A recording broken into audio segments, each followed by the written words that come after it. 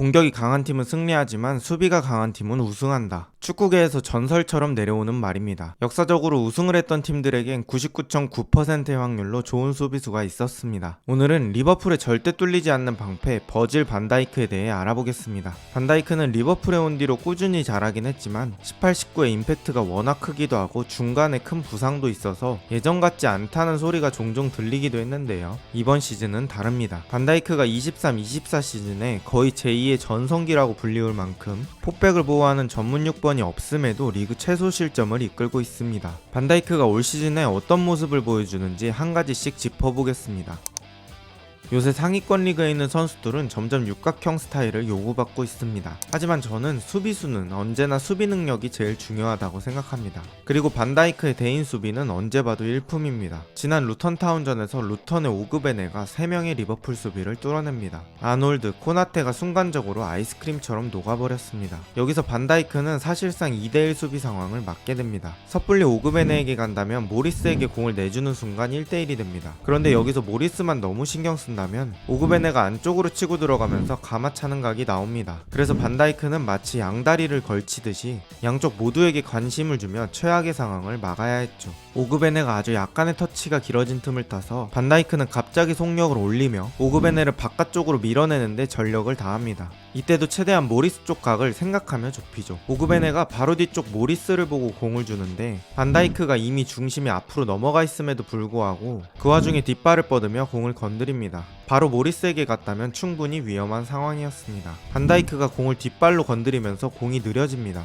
공이 느려진 시간 동안 알리송이 각을 좁힐 시간을 벌었죠. 사실 여기서 반다이크가 성급한 수비를 했다면 상대에게 더 좋은 찬스를 내줄 수도 있었는데 판단이 좋았습니다. 시소코, 손흥민 2대1 수비가 머릿속을 스치게 만드는 장면이었습니다. 가장 최근에 브렌트포드전에서 펼쳐진 상황입니다. 브렌트포드 딸깍 축구의 선봉장인 은베모가 속도를 살려서 역습 중입니다. 이때 반다이크가 엄청나게 빠른 속도로 접근하는데요. 원래도 빨랐지만 올 시즌 반다이크의 속도 역시 눈에 띕니다. 반다이크가 속도가 빠르기 때문에 은베모는 바깥쪽으로 밀린 상태입니다. 이게 그냥 은베모가 여기로 드리블 친 게 아니라 반다이크가 빠르기 때문에 공을 지키기 위해선 바깥으로 칠 수밖에 없었죠. 여기서 만약에 속도가 느린 수비가 따라왔다면 지금쯤 여기에 있을 겁니다. 그럼 은베모는 바깥쪽이 아니라 대각선 안쪽으로 치고 들어가면서 더 넓은 슈팅각을 얻을 수 있었겠죠. 반다이크의 빠른 리커버리가 은베모의 각을 제한한 거죠. 게다가 여기서 반다이크는 어깨를 넣으며 은베모에게 충격을 주고 바깥쪽으로 한번 밀려나게 만듭니다. 이 어깨를 닿을 수 있는 것도 반다이크의 속도 때문입니다. 속도가 느렸다면 어깨가 아니라 은베모의 등을 건드렸겠죠. 바깥쪽으로 밀린 지금 상황에서 은베모는 왼발로 슈팅을 해야 합니다. 그럼 지금 왼발이 땅에 찍혔으므로 오른발을 땅에 찍은 뒤에 슈팅이 가능하죠.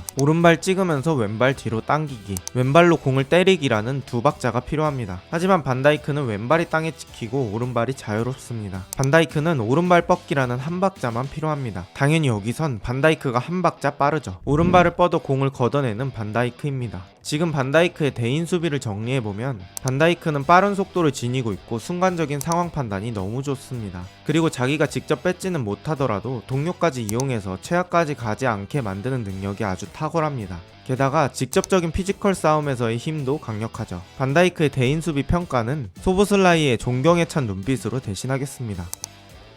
반다이크는 본업인 수비도 잘하지만 부업인 패스 능력도 본업만큼 좋습니다. 센터백이 롱패스가 된다는 건 정말 큰 의미를 갖습니다. 전방 압박이 심한 현대축구에서 압박이 올 때 킥 한 번으로 탈압박할 수 있죠. 게다가 가장 후방에 있기 때문에 시야는 가장 자유롭게 열려 있습니다. 반다이크처럼 킥 능력이 된다? 굳이 땀 뻘뻘 흘려가며 1차 빌드업 할 필요가 없습니다. 좋은 롱킥은 빌드업 과정을 확실하게 단축시켜주죠. 지금도 반다이크가 반대쪽 살라를 보고 기가 막히게 롱패스를 넣어줍니다. 또 다른 장면입니다. 지금도 브렌트포드 선수들이 대체적으로 한쪽에 쏠려서 수비를 하자마자 반대쪽에 살라가 혼자 비어있으므로 반대 전환 롱패스를 찔러줍니다. 살라는 평상시보다 훨씬 자유로운 상황에서 플레이할 수 있게 되었습니다. 아까 말씀드린 것처럼 센터백의 이런 롱킥은 빌드업 단계를 확 단축시켜줍니다. 반다이크는 주로 왼쪽 센터백으로 출전하고 있습니다. 이 자리 센터백은 무조건 이런 각도의 패스를 해야 할 상황이 나옵니다. 오른발로 하려면 아웃프론트만 저런 패스를 구현할 수 있습니다. 근데 센터백은 안정성이 우선이기 때문에 발 바깥쪽은 신경은 많이 쓰지 않죠. 그렇다면 당연히 왼발을 잘 써야 한다는 결론이 나옵니다. 근데 반다이크는 예상하셨듯이 왼발 패스도 곧잘합니다. 지금 상황에서 반다이크가 오른발 쪽에 공을 갖다 두면 뒤에서 다가오는 은베모로부터 공을 지키지 못할 확률이 크죠. 그래서 무조건 왼발로 패스가 나가야 하는 상황이 나오는데 바로 앞쪽엔 수비가 많아서 부담스럽죠. 그래서 반다이크는 반대편 전환을 왼발로 하기로 마음먹어요. 주발이 아님에도 저 먼 거리를 반대쪽 살라에게 안정적으로 패스하는 반다이크입니다. 살라는 또 여유 있는 상황에서 공을 잡게 됩니다.